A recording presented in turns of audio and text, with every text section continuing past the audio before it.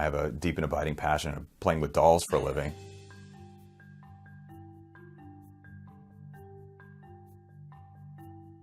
Every single frame, as you're moving these puppets, as you're moving all these different things, it's kind of like a chess match. It's like there's strategy going on, but then there's spontaneity. There's some imagination that happens in the mix too. And so you're somehow trying to figure out how you can coax a performance out of this inanimate object. When you see something that springs to life, it's like a little miracle.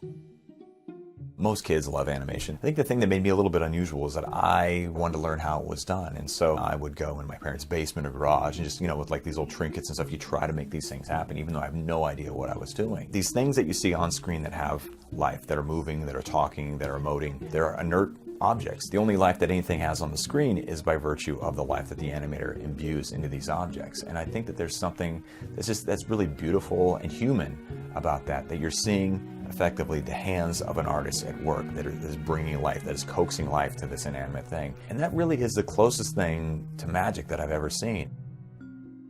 Animation generally takes a long time, stop motion. I mean, it really is filmmaking at the pace of a glacier. It is so slow. We have about 20, 25 animators working on the show at any given time. They do about 5 seconds of footage per animator. So on a really good week, where we're all oiled up and everything, all the pistons are firing and everything is going according to plan, we'll get maybe 2 minutes of footage. It really is a labor of love. You put so much of yourself into it. We gravitate to those things that are meaningful to us, but are things that have that are thought-provoking, that are emotionally resonant, that we think will be enduring.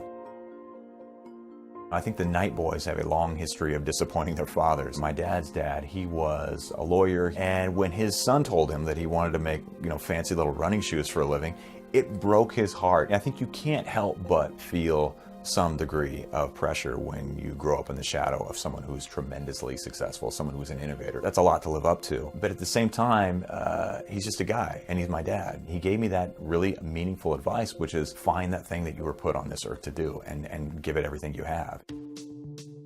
I think there is something that's a little bit primal about stop motion in the sense that it's almost evocative of a beloved child's plaything being brought to life. I see with my youngest kid. My youngest boy is 3 years old. He's got his little action figures, his little superhero dolls, and he's doing the little voices and he's moving. He's creating these little scenarios, things I observe my kids doing. Things that they say, they get woven into these movies. The way the Coraline moved was inspired by my daughter. The way Norman moved in Paranorman, that was inspired by the way my son was moving at that time in his life. There's so many different aspects of your own life that you weave into your stories. My inspiration above all else is always my family.